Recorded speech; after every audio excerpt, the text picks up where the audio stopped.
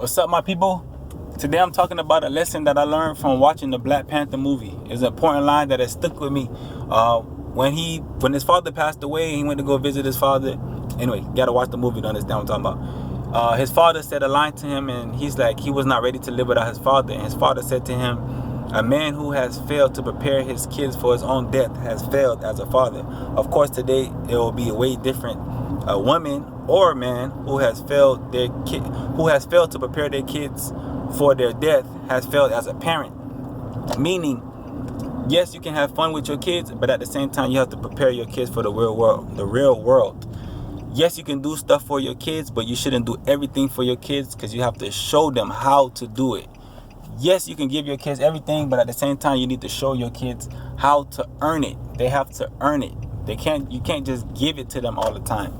Because at the end of the day, you're not going to be here forever. And what happens is, when you're dead and gone, you will die. Everybody does die. You might call it a different thing, but everybody does die. When you do die, nobody's going to love your kids like you love your kids. So nobody's going to be here to give them everything. Nobody's going to have the time to sit there and mentor them like you have the time to sit there and mentor them. But we have to cut back on the plan and at the same time prepare them for the real world. Only reason I could come and say this advice is good advice because of how I raised. My mom didn't give me everything.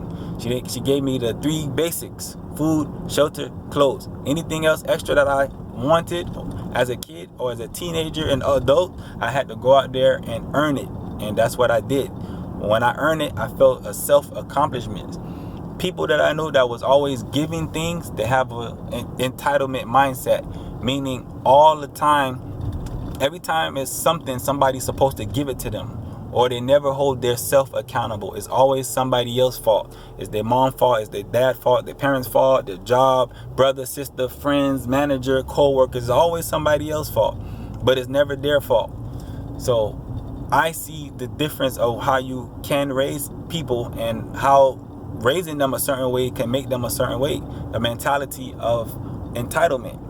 And at the same time, like I said, we're in a position to do great for our kids, but we have to also show them they have to earn things. I make my son earn games. If he won a game, he has to earn it. You got to give me them good conduct in school, and you got to bring me back some good scores, some great scores. Your reading scores got to be up.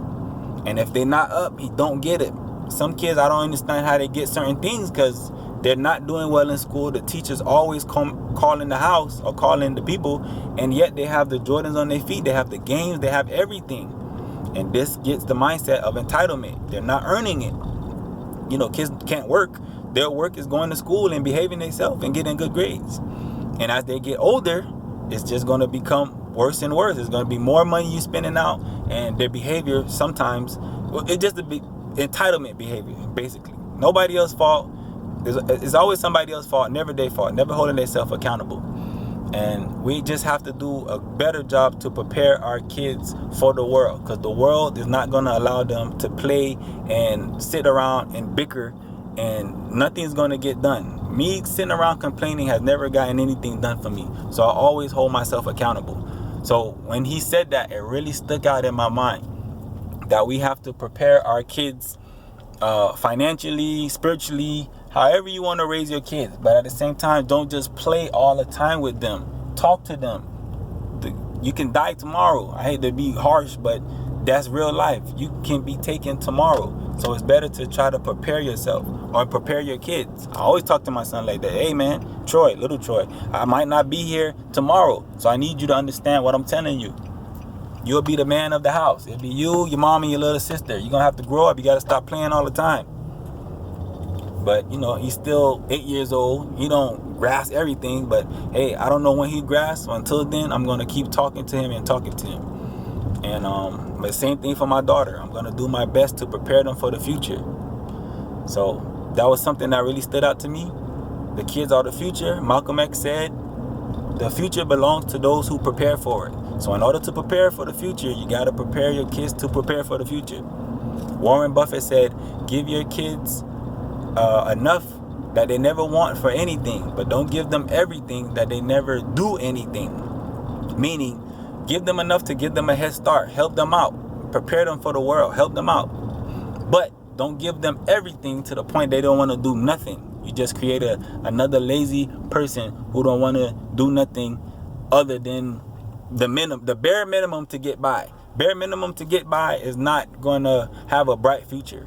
We have to not just be getting by, but we have to prepare for the future and build for the future. So that was really something that stuck out to me watching the movie. I love the movie. One of my favorite movies. My son loved it. One of his favorite movies.